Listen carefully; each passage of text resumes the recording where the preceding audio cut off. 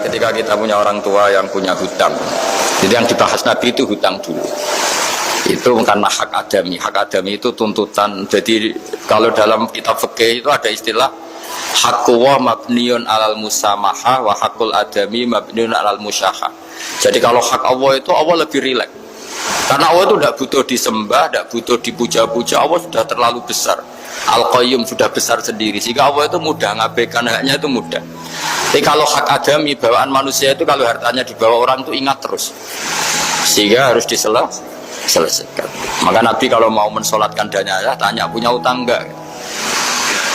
Tapi kalau orang itu misalnya enggak sholat atau apa, itu Nabi masih ringan. Yang ditanyakan imannya. Bukan berarti kita nyepelekan sholat enggak, tapi memang agama ini yang diprioritaskan itu hak adami. Sholat itu super penting, bukan penting lagi super penting. Makanya pertanyaan tadi tak teruskan dulu. Anak cucunya itu prioritas itu mikir utang dulu. Karena ini yang hak adami gitu. Ya. Nah setelah utang itu selesai, baru dipikirkan menurut sebagian ulama, anak ini boleh mengkodoi sholat yang ditinggalkan orang tuanya. Atau dikafaroi, misalnya per sholat nilainya sekian terus dibayarkan ke fakir miskin. Nah, tapi pertanyaan seperti ini sepertinya mengganggu. Mengganggu itu begini, takutnya jadi masif. Jadi masif itu gini, berhubung ada solusinya. Ini yang tanya orang mana tadi itu? Solo, ini orang Solo ini harus dikasih tahu. Berhubung ada solusinya, jangan-jangan kita yang kaya. Misalnya Pak Yusuf atau Bu Sulis kaya, kalau nak punya tabungan, nak saya tidak usah sholat ya, nanti gampang. Karena per sholat kan nilainya hanya sekian gitu. Umur saya kan paling tinggal berapa, itu cukup berapa? Iya cukup untuk mengganti, itu kan ribet. Makanya solusi itu ya kadang tidak baik gitu. Karena nanti dipakai saya naik dewi gitu. Makanya dulu itu terkenal ada guyonan, seorang kiai ditanya, ini guyonan nyata, Pak Kiai, katanya Kiai itu orang suci, tapi kadang-kadang kok maksiat juga gitu. Si Kiai ini jawabnya ngawur sekali, justru yang boleh maksiat tuh Kiai, kamu nggak boleh.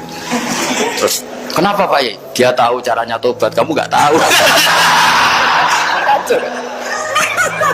Jadi yang melanggar hukum itu kan yang pakar hukum, tahu itu,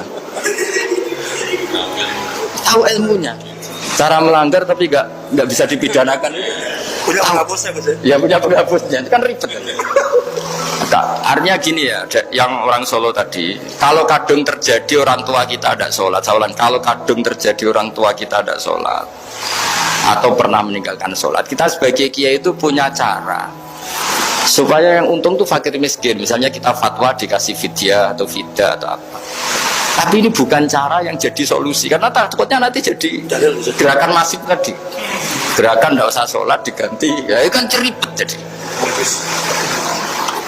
Tapi kalau sampai ingin berbuat baik sama orang tua yang nggak pernah sholat, saran saya satu, hak adaminya selesaikan dulu. Karena memang dalam syariat Islam nomor satu itu hak. Masyhur itu kan ketika ada jenazah, Nabi itu gak tanya orang itu sholat gak, dan tanya kan punya utang gak gitu. Sehingga kalau di kampung-kampung di mana-mana kalau ngelepas jenazah kan, kalau ada hak adami diambil alih keluarga supaya mayit ini ketemu Allah tanpa ada hak adami kan gitu. Semuanya kan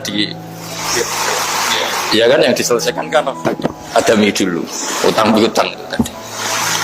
Ya gitu ya, jadi tidak semua solusi itu baik karena takutnya tadi itu apa? Jadi gerakan tadi.